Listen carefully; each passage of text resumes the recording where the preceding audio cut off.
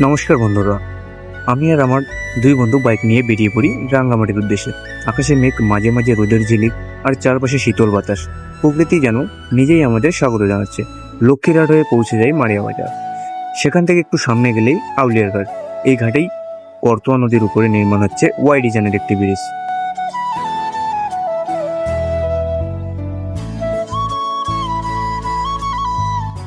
এরপর আমরা এই ছোট্ট নদীটি পার হয়ে পৌঁছাই রাঙ্গামাটিতে। হ্যাঁ বন্ধুরা, এই সেই রাঙ্গামাটি। প্রকৃতির ঘন ছায়া বাড়িয়ে দিল প্রেমনা। আহা, মনে কি এক প্রশান্তি। চারদিকে শুধু গাছ আর গাছ। প্রকৃতির অপার সৌন্দর্যে মোহিত হোক। চারপাশটা খুব ভালোভাবে ঘুরি। আর আমার এই নায়ক বন্ধুদের ভিডিও আর ফটোশ্যুট করতে করতে হাঁপিয়ে যাই। একটু বসে ক্লান্তি দূর করে আমরা আবার বেরিয়ে পড়ি। এর মাঝেই ঘটে ছোট্ট একটা মজার কাণ্ড।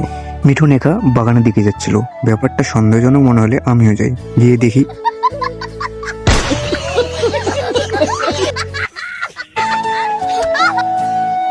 ফেরার পথে চা বাগানে কিছুটা সময় কাটাই। প্রকৃতি এখানে যেন আরো আপন মনে হয়। সবুজের ছায়া দাঁড়িয়ে কিছু মুহূর্ত ক্যামেরা বন্দি করি।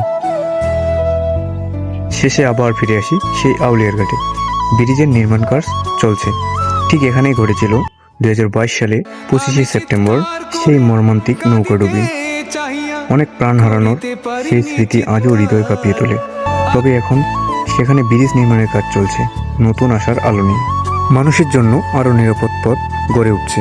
একটা স্বস্তি কাজ করে, হয়তো ভবিষ্যতে এমন কিছু আর হবে না। এই ছিল আমাদের ছোট্ট ভ্রমণ, আমাদের প্রিয় নিজ জেলার একটি প্রাকৃতিক স্থান রাঙ্গামাটি। আবারও দেখা হবে নতুন কোনো স্মৃতিময় ভ্রমণে। ধন্যবাদ সবাইকে।